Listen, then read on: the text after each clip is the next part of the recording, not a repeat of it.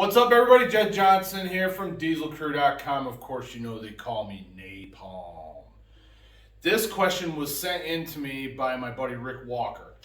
He said that just recently got into a climbing gym and he's having a real hard time being able to climb the wall. Now, I don't know if that's one of the rotating walls or it's just like a stationary wall where the grips are on the wall and then you just kind of scale it. I've seen many different kinds of climbing gyms where they have all kinds of different things that you can climb on.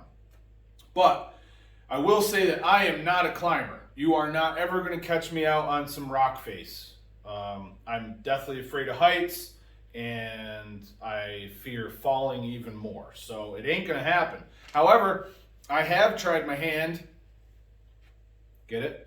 at climbing walls. And as far back as even like 2002, I remember climbing on one of the walls that actually, the surface of it rotates, so you got to continually climb up and across the thing, and then eventually you tire and fall off. But what I'm going to do, even though I am not a climber, I'm going to look at this thing from a strength and conditioning perspective, and I think the ideas that I'm going to share with you are going to help you out so that you can do better at climbing. I'll say the first thing you can do is time on the wall. So get there, climb as much as you can. That's going to be your best option for training. Naturally, you want to find a balance there because you don't want to do so much that you strain something or injure your hands or some other part of your body. So you do have to find a balance. So, set limits and progress as you go. But I would say the best thing to do to get better at climbing is to climb. Next, what you want to do is you want to supplement that actual climbing time with strategic strength and conditioning plans. So these are some things that I want to bring up. First off, you see here I've got some Metolius rock rings. These are, I'm told you can get something like this for like 20, 30 bucks at Walmart these days. I think I paid a lot more for them when I bought them years ago. We don't use them that much.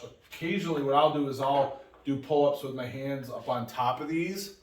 And it's nice because they swivel and it can take pressure off your elbows and shoulders if you're feeling beat up, where a barbell might cause you issues. These might be a little bit better. But as far as what you're supposed to do is you're supposed to stick your fingers in these and do your pulls and your hangs inside of these little notches. I don't do that. I will admit I don't do that, but it's just as a way to control risk for injury. So I don't do that, but occasionally I'll have my wrestlers do it as something a little bit different. But a lot of times when we use them, we just go up on top, and we use them enough where I never take these down. You'll see these in hundreds and hundreds of my videos.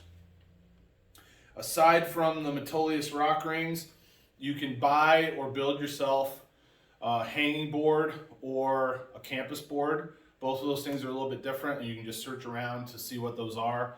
And then I have an article with some videos on it that I teamed up with Andrew Derniat on. So he has a climbing wall at his gym at Derniat Strength, and I got with him and we discussed how to do all this. So that's a real good resource for you too. I'll put the link in the description box below. There's also so when you go to a climbing gym, you'll see that there's all these little fixtures that are just screwed or bolted into the wall, and they're all different shapes. Some of them are for your fingers, some of them are for your feet, and you can buy those yourself. In fact, I have a dozen or so, maybe more, at my house. I originally was going to attach them to the wall in my garage gym. I never got around to it though, but it's one of those things where maybe eventually I'll do it if I ever have the space and have the interest. If I ever did it here, I'd have to do something a little bit different with the walls because you can't just connect them to drywall. They're going to rip right out. But, it's something for down the line. But anyway, you can buy those online and you can attach them right to your wall or to plywood or different attachments. And those are different options as well that you can use for doing finger and grip specific work for conditioning yourself for climbing. And there's probably other stuff out there that I don't know about as well. Aside from grip specific training that you can do for climbing. There's also drills that you can do just with your body weight. So I think hangs for time, where you constantly challenge yourself to hang for longer and longer times, are a great option. And you can hang from a bar with your arms straight, or you can hang from a bar with your arms bent. And you can vary up those angles quite a bit so that your arms get conditioned to being in different angles and positions on the climbing wall. But you don't necessarily have to go to the climbing gym in order to do it. You can do it just on the barbell at your house, or on the door jamb at your house, or you can get one of those chin-up bars that you can put into a doorway and do different hangs that way. Another thing that I would suggest is to do lots of pull-ups, lots of rows, and lots of pull-downs. And then also you can do isometric holds with those. So you could do like a seated row, and you could pull all the way into your stomach and hold for like 20, 30 seconds. You could also pause it at different positions in the range of motion so that you're working your arms a little bit differently. The other thing you can do is do very, very extreme overload isometrics. So let's say you have your seated row, and maybe you can do 150 pounds on it. Load that thing up with 200 pounds, get someone to assist you into the full range of motion, and then over an excruciatingly slow and long period of time, perform your eccentric out into the fully elongated position. I think working the reverse range of motion like that is a good way to strengthen your arms for climbing and get them used to hanging for a long, long time without having to be on a climbing bar. And overloading like that will help to strengthen it as well. You want to change up the times for the eccentric phase of it, and then also make sure that you're working full range of motion. So if your normal range of motion on a seated row is here, then what you may also want to do is work an exaggerated range of motion where you're lengthening completely throughout that full range of motion, and look for opportunities that you can do that as often as possible to keep everything long and limber and keep your mobility. Now I'm using seated rows as an example. You can do it with any kind of pulling movement: dumbbells, barbells, pull downs, pull-ups. All of these things you can modify in these ways. Next, you want to think about technique. So I'm fairly certain that you want to try to get as close to the wall as you can. So you don't want to be hanging by your hands and then have your butt, for instance, hanging out away from the wall. You want to try to get close to the wall to reduce that leverage out away from the wall.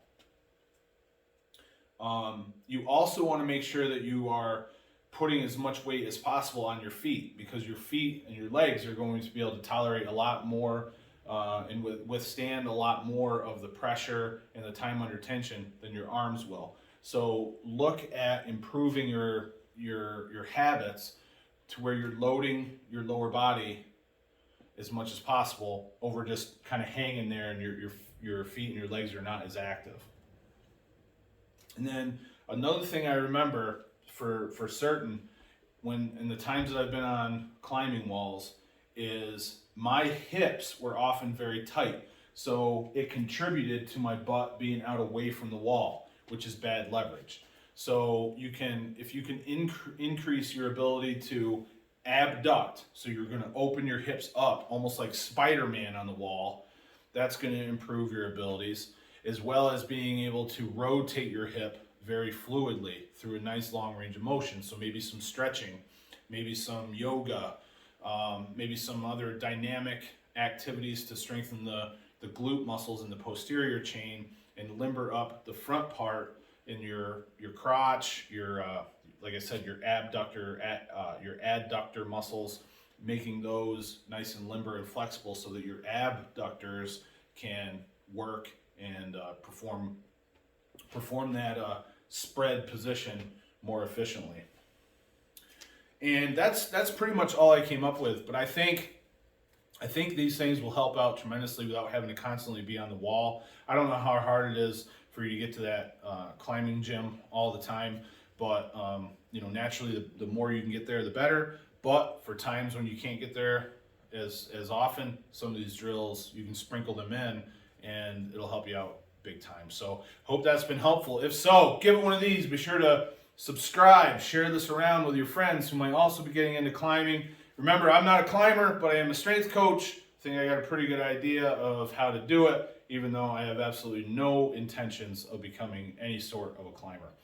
All respect in the world to the people that get up on walls and up on rock faces and stuff like that. It looks like it's a great time, just not for me. All right? All the best in your training, everybody. Take care.